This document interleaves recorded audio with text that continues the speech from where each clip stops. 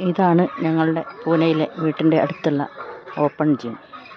ഇവിടെ ഓപ്പൺ ജിമ്മിൽ വന്നിട്ട് എല്ലാവരും എക്സസൈസ് ചെയ്യുന്നുണ്ട്.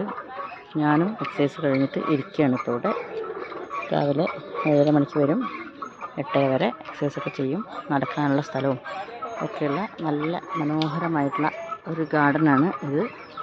ഈ ഗാർഡനിൽ കൂടി നടക്കാനും ഇരിക്കാനുള്ള ബെഞ്ചുകളും യോഗ ചെയ്യാനുള്ള സ്ഥലവും എല്ലാം ഇവിടെയുണ്ട്. ഇവിടെ പലരും എക്സസൈസ് ചെയ്യുന്നുണ്ട്.